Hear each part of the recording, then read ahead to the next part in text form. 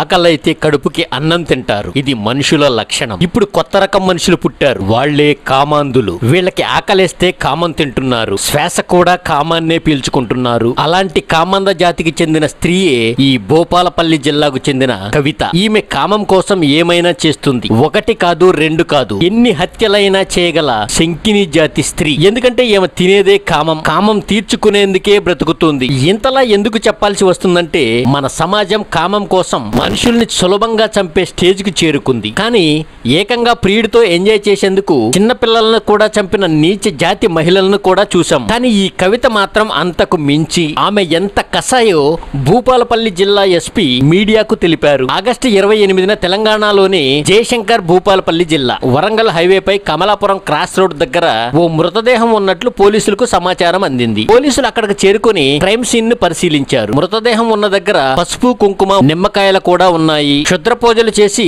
యువతిని చంపారని పోలీసులు భావించారు. ఆ యువతి ఎవరా అని పోలీసులు ఆరా తీయటం మొదలు పెట్టారు. కుళ్ళిపోయిన శవాన్ని చూసి క్షుద్ర పూజల వేలోనే పోలీసులు భావించారు. కానీ ఇక్కడే పోలీసులకు ఒక క్లూ దొరికింది. క్షుద్ర పూజలు చేసినట్టే ఉన్నాయి, కానీ నిజంగా అయితే చేయలేదు. పోలీసులకి ఓ అనుమానం కలిగింది. ఎలాగైతేనే పోలీసులు విచారణ మొదలుపెట్టారు. ఈ క్రమంలోనే ఘటనా స్థలంలో యువతి ఆధార్ కార్డు లభించింది. చనిపోయిన యువతి పేరు వర్షిణి, వయసు 22 ఏళ్లు. ఆధార్ కార్డులో ఉన్న నంబర్ ఆధారంగా పోలీసులు ఆ నంబర్ కు ఫోన్ చేయగా కవిత అనే మహిళ ఫోన్ లిఫ్ట్ చేసింది. పోలీసులు వివరాలు అడగగా నా కూతురే అని చెప్పింది. తాను చిట్యాల పోలీస్ స్టేషన్ లో తన కూతురు కనిపించటం లేదని పోలీసులకు తెలిపింది. ఆ తర్వాత ఘటనా స్థలానికి వెళ్లి కూతురు చనిపోయిందని తెగ ఏడ్చేసింది ఈ కవిత. పోలీసులు మరోవైపు విచారణ మొదలుపెట్టారు.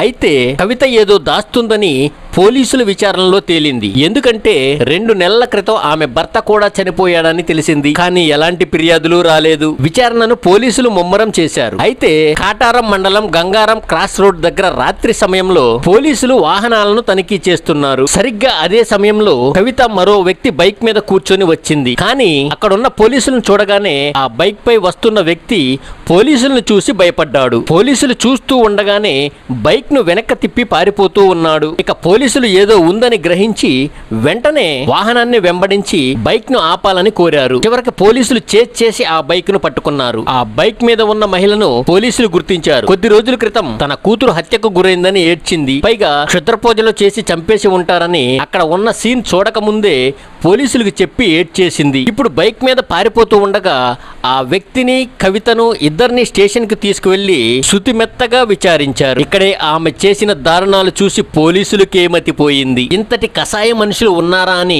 పోలీసులు కూడా షాక్ అయ్యారు. కుమారస్వామి మొదటి భార్య చనిపోయింది. కొయ్యూరు గ్రామానికి చెందిన కవితను రెండో పెళ్లి చేసుకున్నాడు కుమారస్వామి. వీరికి 2 కూతుర్లు. పెద్ద కూతురి పేరు వర్షిణి, చిన్న కూతురి పేరు హన్సిక.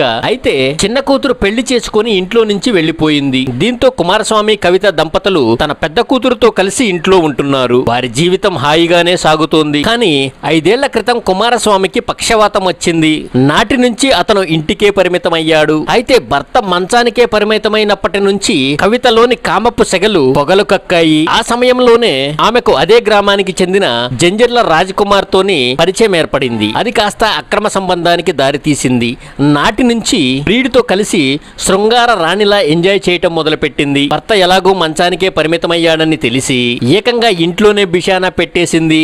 వేరే గదిలో భర్తకు తెలియకుండా ప్రియుడిని లోనికి రప్పించేది. ఏకాంతంగా అతని ఒడిలో సేద తీరి చెమటలు తూర్చుకుంటూ ఉండేది. కానీ ఎంత మంచాన ఉన్నా కూడా భర్తకు చెవులైతే ఉన్నాయి. ఆమె ఇకయికలు పకపకలు చూసి భర్తకు అనుమానం కలిగింది. వెంటనే కవితను నిలదీశాడు. బరి తెగించి అక్రమ సంబంధం పెట్టుకుని ఇంట్లోనే మొదలు పెట్టావా అని బూతులు తిట్టడం మొదలు పెట్టాడు. కానీ కూతురుకు తెలియకుండా జాగ్రత్త పడ్డాడు కుమారస్వామి. పెద్ద కూతురు వర్షిణికి కూడా తల్లిపై కాస్త అనుమానం కలిగింది. ఎందుకంటే నిత్యం శృంగార భోజనం చేస్తూ ఎంజాయ్ చేస్తున్న తన ప్రవర్తనను చూసి వర్షిణి కూడా అనుమానం పెంచుకుంది. కానీ తల్లిని అప్పుడే ఏమీ అనలేదు. భర్త మాత్రం భార్యను తిట్టడం మొదలు పెట్టాడు.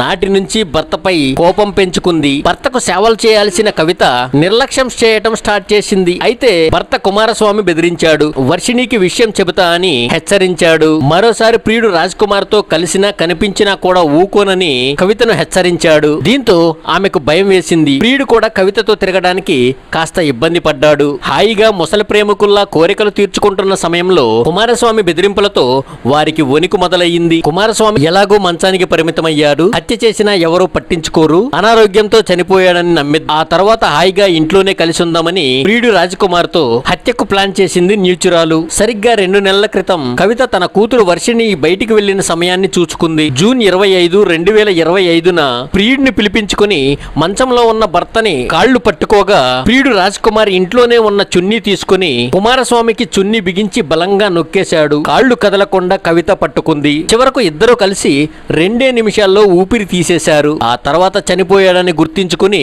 రాజకుమార్ అక్కడ నుంచి వెళ్లిపోయాడు. ఇక కూతురికి ఫోన్ చేసి నాన్న కదలడం లేదు, నువ్వు అర్జెంటుగా ఇంటికి రావాలి అని యాక్ట్ చేయటం మొదలుపెట్టింది కవిత. ఇంటికి వచ్చిన వర్షిణి నాన్న చనిపోయాడని బోరును ఏడవటం మొదలుపెట్టింది. చాలా రోజులుగా గుండె నొప్పి అంటున్నాడు, గుండె నొప్పితో చనిపోయాడని నమ్మించింది. బంధువులు కూడా నమ్మేశారు. కానీ మెడ మీద ఉన్న గాయాన్ని ఆలస్యంగా గుర్తించిన కూతురు వర్షిణికి నాడే అనుమానం కలిగింది. ఎందుకో ఆమె ఆ రోజు ధైర్యం చేసి అడగలేకపోయింది. తల్లి చెప్పిన మాటనే నమ్మేసింది. మరి తల్లి హత్య చేసే అంత నీచురాలు కాదనుకుంది వర్షిణి. అయితే అంత్యక్రియలు ముగిసిన తర్వాత కవిత జల్సాలానిలా తిరగడం మొదలుపెట్టింది. ఏ మాత్రం బాధ బొంకు లేదు. నిత్యం ప్రియుడు రాజ్కుమార్ బైక్ మీద తిరుగుతూ కనిపిస్తుంది.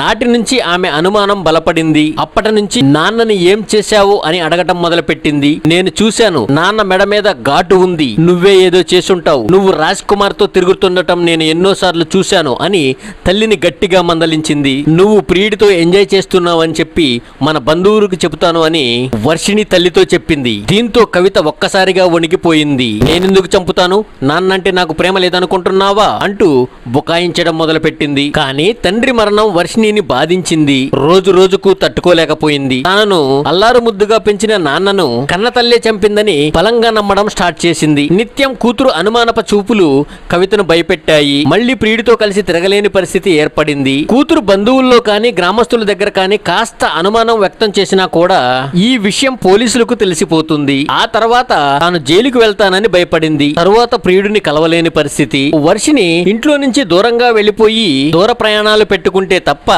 రాజ్కుమార్ ను కలిసే పరిస్థితి లేదు. తన శారీరక ఆకలి తీర్చుకోలేక రగిలిపోయింది కవిత. ఒంట్లో అగ్నిపర్వతం లాంటి కామం ఆమెను దహించి వేస్తుంది. ఇక వర్షినికి వయసు వచ్చింది. పెళ్లి చేసి పంపాల్సిన కవిత కూతురి హత్యకు ప్లాన్ చేసింది. కేవలం అడ్డుగా ఉన్నదని మాత్రమే. అది కూడా 22 ఏళ్ల కూతురిని. తనకు ప్రియుడే కావాలనుకుంది. యంగు ప్రియుడు తనను శారీరకంగా సుఖపెడుతున్నాడు, నాకు అదే కావాలి, కూతురు లేకపోయినా పర్వాలేదు అనుకుంది కవిత. పైగా భర్తను చంపినా పోలీసులకు దొరకలేదు, ఈసారి హత్య చేసినా దొరకములే అనుకుంది కవిత. ప్రియుడు రాజ్కుమార్ తో కలిసి పక్కా ప్లాన్ వేసింది. మరోవైపు వర్షిణి మాత్రం తనను కూడా చంపుతుందా అనే అనుమానం లేకుండా ఇంట్లోనే ఉండసాగింది. కానీ తన తల్లిని కామినీ రూపంలో ఉన్న మోహిని అని గుర్తించలేకపోయింది. కన్న కూతురిని చంపదులే అనుకుంది. కానీ కవిత అంతకు మించి కామం కోసం ఎంత మందినైనా వేసుకుంటూ వెళ్లేంత స్థితికి చేరుకుంది. ప్రియుడితో గ్యాప్ రాకుండా ఉండాలంటే గ్యాప్ క్రియేట్ చేస్తున్న కూతుర్ని లేకుండా చేయాలనుకుంది కవిత. ఇంకేముంది, కామం మైకంలో సైకోలా మారిపోయింది. తాను ఇలా కన్ను గీటితే చాలు ప్రియుడు వచ్చేస్తాడు, చంపేసి వెళ్లిపోతాడు. అందుకే 22 ఏళ్లు బంగారంలా పెంచుకున్న కూతురు మర్డర్ కి స్కెచ్ చేసింది కవిత. ఆగస్టు 2, 2025న మర్డర్ స్కెచ్ చేసింది కవిత. తన కూతురు పడుకోగానే రాత్రి 12 గంటల తర్వాత తన ప్రియుడికి కబురు చేసింది కవిత. అంతక లవర్ వచ్చేందుకు తలుపు దగ్గర వేచి చూస్తూ ఉంది. ప్రియుడు రాజ్కుమార్ రాగానే మళ్లీ సేమ్ సీన్ రిపీట్. ఒక్కసారిగా నిద్రిస్తున్న వర్షిణి మీద కూర్చున్నాడు హంతకుడు. తాను గొంతు నిలుపుతూ ఉండగా నోరు మూసింది తల్లి. కసి తీరగా గొంతు నిలిపేశాడు రాజ్కుమార్. కాసేపటికే ప్రాణం విడిచింది. చంపనైతే చంపేశారు, కానీ శవాన్ని ఏం చేయాలనేది అర్థం కాలేదు. ఒకవైపు భారీ వర్షాలు, ఎటు చూసినా వరదలే. ఆ వరదలే తమకు కలిసొచ్చాయనుకున్నారు. ఎందుకంటే మృతదేహాన్ని వరద కాలువలోకి విసిరేయాలనుకున్నారు. అయితే వరద ప్రాంతాల్లో రక్షణ కోసం పోలీసులు తిరుగుతున్నారు. ఎటు చూసినా పోలీసులు, అధికారులు కూడా రాత్రి సమయాల్లో తిరుగుతున్నారు. దీంతో ఓ గోన సంచిలో వర్షిని మృతదేహాన్ని చుట్టి ఉడతల శివారులోని ప్రభుత్వ ఆసుపత్రి వెనక ఉన్న దుబ్బకట్టు గట్టు పొదల్లో వేశారు. ఆ తర్వాత చిట్యాల పోలీస్ స్టేషన్ లో తన కూతురు కనిపించడం లేదని ఫిర్యాదు చేసింది కవిత. తన కూతురికి ఏదో ప్రేమ వ్యవహారం ఉండేలా అనుమానం కలిగేటట్లు పోలీసులకు చెప్పింది. మరోవైపు ఆగస్టు 25న మృతదేహాన్ని మళ్లీ అక్కడ నుంచి మార్చాలనుకున్నారు. ఎందుకంటే ఎవరో హత్య చేశారని కబురు చేయాలనుకున్నారు. అప్పటి వరకు కూడా ఆ మృతదేహాన్ని ఎవ్వరూ గుర్తించలేదు. ఎందుకంటే విపరీతమైన వర్షాల కారణంగా జనసంద్రోహం అంతా ఇళ్లకే పరిమితమయ్యారు. ఇంతలో మరో సంచిలో మృతదేహాన్ని మార్చి వరంగల్ హైవే మీద పడేశారు. అక్కడ పసుపు కుంకుమ చల్లారు, నిమ్మకాయలు కూడా ఉంచారు. దారాలు వేసి సెటప్ చేసి పోలీసులకు తెలిసేలా చేశారు. ఇక్కడే ఇద్దరు పోలీసులకు దొరికిపోయారు. పోలీసులు విచారణ చేస్తుండగా వారిని చూసి పారిపోయి చిక్కిపోయారు. తనదైన శైలిలో పోలీసులు విచారించగా నిజం ఒప్పుకున్నారు. కానీ ప్రియుడి కోసం 22 ఏళ్ల కూతురిని చంపిన కసాయి తల్లి బహుశా ప్రపంచంలోనే ఉండదేమో. తల్లి అనే పదానికి మచ్చ తెచ్చింది నీచురాలు. ఇటు భర్తను కూడా చంపి సైకో ఉన్మాది కామ పిచాచిలా మారి ఈ దారుణానికి ఒడిగట్టేసింది. చివరికి ప్రియుడితో కలిసి జైలుకు వెళ్ళింది. మరి ఈ కామ పిచాచిని ఏం చేయాలి? మీ అభిప్రాయాన్ని కామెంట్ రూపంలో తెలియచేయండి.